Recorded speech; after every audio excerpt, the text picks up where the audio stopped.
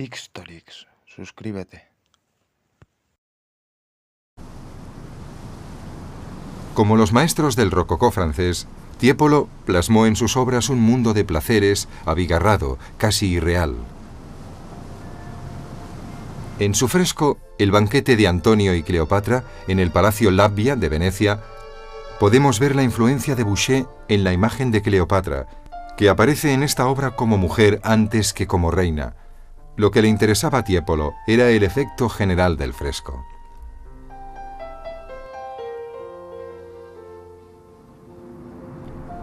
Es clara la influencia de Tiepolo en el desarrollo del rococó europeo. No solo influyó en Fragonard y por lo tanto en la tradición francesa, sino que en 1750 viajó a Alemania para trabajar en la residencia del príncipe arzobispo de Wurzburgo, donde decoró el Salón Imperial.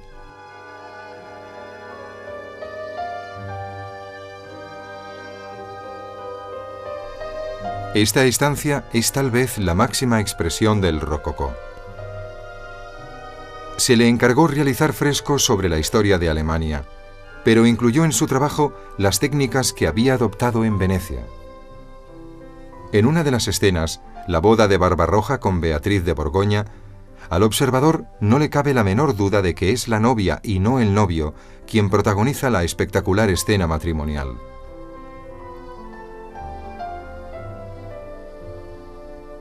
Pero en 1754, cuando Tiepolo hubo completado su trabajo en el Salón Imperial, el espíritu del rococó comenzó a declinar. Ni siquiera durante la primera mitad del siglo XVIII, cuando el rococó estaba en su apogeo, todos los artistas se dedicaban a obras muy ornamentadas o a fantasías decorativas. En las obras de Jean-Baptiste Chardin podemos vislumbrar los comienzos de una nueva actitud ante la pintura. Chardin nació en 1699 y pinturas como La Sirvienta, de 1738, no podían alejarse más de las extravagancias del rococó. Entramos en un mundo real cuando observamos el cuadro de Chardin.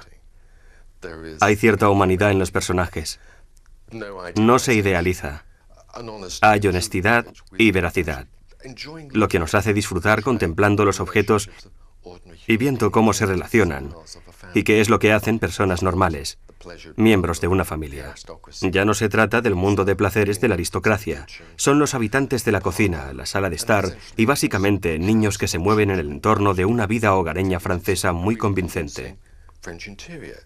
Sus naturalezas muertas muestran cazuelas, sartenes, mermeladas y frutas. Ninguno de esos objetos aparece en las obras de Watteau o de Boucher. Se hace patente un mundo de amor hogareño. En otra de las pinturas más significativas de Chardin, no obstante, comenzamos a percibir nuevas directrices en los temas tratados. En La bendición, de 1740, Chardin describió a una madre con sus dos hijas a punto de comer. No hay duda del entusiasmo de Chardin por el rito de la bendición representado en sus cuadros, donde expresa con claridad su opinión sobre este. Estimulado por artistas y escritores, a mediados del siglo XIX, un nuevo sentido de seriedad moral influiría en las actitudes europeas. En Francia, donde mejor puede contemplarse esta actitud moral es quizás en las obras de Jean-Baptiste Grès, artista nacido en 1725, cuyo trabajo se ajustó deliberadamente a esa inclinación hacia la seriedad. Aunque para un observador moderno los lienzos pueden resultar muy afectados, este tipo de imágenes se hicieron muy populares gracias a la recuperación moral de la época. Grès produjo obras de forma masiva debido a este nuevo sentido ético. Quizás él, más que cualquier otro artista francés del período, fue un artista público, con un mensaje moral que podía ser comprendido fácilmente por la gente. Esto ya lo había hecho un artista inglés, posiblemente el primer gran pintor inglés y uno de los más destacados. Fue un hombre cuyas obras son bien conocidas y muy apreciadas incluso hoy en día, William Hogarth. Hogarth nació en 1697 y como Grès llegaría a ser muy popular en su época. Esta fue su intención desde muy temprano. Para conseguir su propósito, Hogarth decidió ser maestro de la sátira visual y tuvo gran éxito pintando imágenes que no solo eran divertidas, sino que estaban impregnadas de un alto contenido ético. Produjo series de cuadros que permitían que el observador siguiera a los personajes descritos en una sucesión de situaciones. En Casamiento a la moda, de 1745, podemos comprobar la gran originalidad de Hogarth. En Casamiento a la moda hay un algo cómico. Observamos la escena del marido y la mujer, en la que la boda se realiza por dinero, por conveniencia, sin poner ni una pizca de sentimiento en las relaciones. Se cuenta una historia que presenta una amplia variedad de personajes. Hogarth no solo nos cuenta una historia muy parecida, creo, a un guión teatral de la época, sino que retrata las debilidades de la vida de la clase media, las de la aristocracia, la avaricia, la ambición, pero con cierto toque de humanidad, lo que despierta la simpatía. Así que aquí tenemos a un Hogarth, ilustrador de la moralidad contemporánea inglesa de aquel tiempo. En la serie Vida de un libertino, completada en 1735, Hogarth intentó representar las consecuencias inevitables de la inconsciente y temeraria existencia de un libertino. A través de 8 pinturas, seguimos la vida de un joven mientras despilfarra su patrimonio en apuestas y excesos. Ni siquiera casándose por dinero con una mujer mayor que él, puede salvarse de la ruina que siempre le alcanza debido a su falta de virtud. Cuando llegamos a la última pintura de la serie, el protagonista está recluido en un manicomio, el famoso Bedlam de Londres. Quizás sea esta última imagen de la serie la que nos muestra las verdaderas intenciones del artista, tanto en su contenido como en su arte. El cuadro está dispuesto casi como el escenario de un teatro. Es la historia de Thomas Rockwell, encadenado en un psiquiátrico con 2 damas que posiblemente le conocieran en mejores tiempos, observándole coquetamente. Puede pensarse que es una crítica a la sociedad del siglo XVIII, en la que la contemplación de las desgracias ajenas era una de las distracciones habituales de los ricos ociosos. Vemos la representación de un proceso que ha llevado a una persona que se creía una especie de rey a estar sentado, solitario, en su celda. Thomas Rockwell, en su lecho de muerte, acompañado únicamente por su fiel criado, a quien hemos visto en otros cuadros, al que una vez despreció, pero que, a pesar de todo, le sigue siendo fiel. El mensaje de esta escena fue comprendido fácilmente por el público. La intención de Hogarth era la de llegar a la mayor cantidad de personas posibles. Para conseguir esto, publicó grabados de la vida de un libertino que se hicieron muy populares. La fama de Hogarth está tan relacionada con estas populares series de imágenes que sería fácil olvidar su destreza como retratista convencional.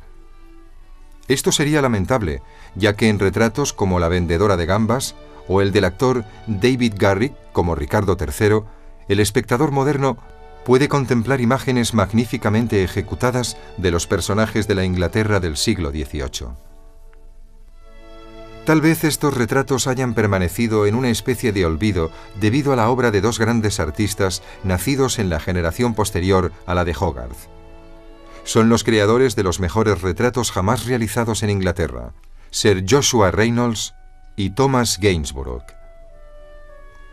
Thomas Gainsborough, nacido en 1727 en Sudbury, Suffolk, se elevó desde sus humildes orígenes hasta convertirse en un gran artista y en una de las figuras más famosas de su época. Aunque lo que prefería era pintar paisajes, se le recuerda hoy sobre todo por sus retratos. Al final de su vida, en 1788, había realizado más de 200 retratos de la realeza y la aristocracia, así como de la sociedad cultural londinense. Su obra, La señorita Haverfield, de 1780, muestra un retrato típico de Gainsborough, encantadoramente elegante, una bonita mujer dibujada ante un precioso paisaje. De los más de 200 retratos de Gainsborough, hay una imagen que ha quedado asociada a su obra por encima de cualquier otra, que resulta familiar hasta para los legos en arte. Pintado en la misma época que la señorita Haverfield, es el retrato de un joven, el Niño Azul, que sigue siendo uno de los más memorables del arte inglés. Gainsborough rompió una vez más todas las reglas emocionales con su paleta. Normalmente los tonos rojos cálidos estaban en primer plano y los azules en segundo, tal como sucedía con estos últimos en la pintura veneciana de paisajes lejanos. Pero Gainsborough, conociendo el arte que le precedió, rompió esta regla y aplicó el azul como tono dominante en el traje del niño, colocándolo en primer plano, como si avanzara, tal vez debido al tipo de escala utilizada. Realizó su obra alterando la distribución convencional de los colores, y hay que recordar que los artistas no siempre son originales. Están atados por convencionalismos, pero él los rompió, infringió el uso tradicional del color azul. Aunque la creación artística de Joshua Reynolds no hubiera incluido obras tan famosas como El Niño Azul, no hay duda de su importancia en la historia del arte de Inglaterra, y su nombramiento como caballero nos puede dar una pista del estatus sin precedente que logró conseguir en vida. Nació en 1723 y consiguió cosas formidables. Realizó más de 2000 retratos, también dio conferencias y escribió ensayos de teoría del arte. Se convirtió en el primer presidente de la Royal Society en 1768. 4 años antes había fundado el club literario junto con figuras tales como el Dr. Johnson y James Boswell, además de David Garrick y Richard Sheridan, y se convirtió en el pintor oficial de la corte de Jorge III. Tal cantidad de actividades puede hacernos perder de vista el hecho de que Reynolds fue sobre todo un retratista excelente, de tranquila dignidad y gran riqueza cromática. Las pinturas de Reynolds captaron el carácter de sus personajes con brillantez y eficacia. Esto se puede observar en el retrato que le hizo a Joseph Baretti, un intelectual muy conocido por Reynolds. Tal vez la relación personal con el retratado le facilitó la realización de una obra que nos transmite la idea de un hombre seguro de su capacidad intelectual, pero jamás arrogante. Fueron retratos de este tipo los que le valieron la fama a Reynolds. Hogarth, Gainsborough y Reynolds pueden considerarse como los primeros grandes artistas de Inglaterra, y en la época en la que realizaron sus mejores obras, Inglaterra comenzó a ejercer una gran influencia cultural en el continente europeo, sobre todo después de que el filósofo francés Voltaire publicara sus Cartas filosóficas o Cartas inglesas en 1734. Los descubrimientos científicos y literarios de Inglaterra fueron ampliamente difundidos y admirados, al igual que el progreso de la nación en cuanto a reformas sociales. En el arte, no obstante, su influencia fue menos significativa, y aunque las obras de Gainsborough y Reynolds fueron sin duda admiradas, apenas hicieron mella en la evolución artística de Europa. En la época de Reynolds se realizaron grandes retratos, aunque muchos artistas comenzaron a seguir una nueva corriente inspirada en la antigüedad. Se llamó neoclasicismo, y aunque los neoclásicos aparecieron en Roma, el más grande de todos ellos fue francés, un hombre que se vería íntimamente involucrado en la revolución que marcó el comienzo de la Edad Moderna. Su nombre era Jacques-Louis David.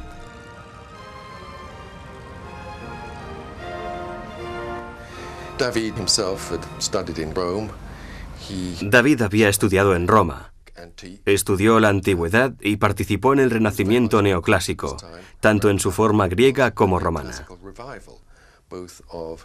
David se involucró de lleno en esta corriente, llegando incluso a vestirse de griego para participar en veladas de lectura de poesía griega. El periodo neoclásico no fue por lo tanto un estilo, sino que se convirtió en una forma de vida. Hay algo específico de esta época que hizo que ciertas obras de David adquirieran tanta importancia. Reflejó en sus cuadros las ideas republicanas de la antigua Roma, y esto lo situó sin duda en la antesala de la Revolución Francesa. En la primera obra maestra de David, El juramento de los Horacios, de 1784, el artista mostró su interpretación personal y única de las ideas neoclásicas. En este enorme lienzo de 330 por 425 centímetros queda patente cómo David se alejó del rococó de principios del siglo. En el cuadro El juramento de los Horacios, contemplamos a los 3 hermanos de Horacio jurando morir por su país. Es una especie de ideal republicano que ofrece un fuerte contraste con la frivolidad de la aristocracia francesa del siglo XVIII. Por supuesto, David se encontraba inmerso en el pasado clásico. No solo conocía las historias, sino que conocía la forma clásica de representarlas, por lo que creaba un orden racional en su pintura, en la que toda la atención se centra en este juramento, las manos levantadas hacia las espadas. Hay una acción paralela a la derecha en la que las mujeres son también heroínas que se sacrifican permitiendo que sus hombres realicen este último sacrificio. Serían estos temas los que harían del estilo neoclásico el estilo artístico oficial de la Revolución Francesa, para la que solo faltaban ya 4 años. David fue el artista más estrechamente ligado a ese turbulento suceso. No obstante, el fin del siglo XVIII no vio solo la revolución en Europa. La Declaración de la Independencia Americana en 1776 inició cambios revolucionarios al otro lado del Atlántico, que iban a materializarse en unos Estados Unidos independientes. Pero incluso desde antes de la Declaración de 1776, de América había surgido uno de sus primeros artistas memorables, John Singleton Copley, un bostoniano influido en un principio por el estilo rococó. Fue en Europa, no obstante, donde Copley halló la fama. En 1775, aconsejado por Reynolds, que admiraba su trabajo, se trasladó a Londres, convirtiéndose en miembro de la Real Academia al siguiente año. Una obra de la década posterior es especialmente significativa. Habiéndose dedicado a la pintura histórica, en 1785 pintó su visión de uno de los momentos más dramáticos de la historia política británica. El título oficial de este cuadro lo dice todo. Carlos I exigiendo la rendición de los 5 acusados miembros de la Casa de los Comunes en 1641. Xtorix, suscríbete.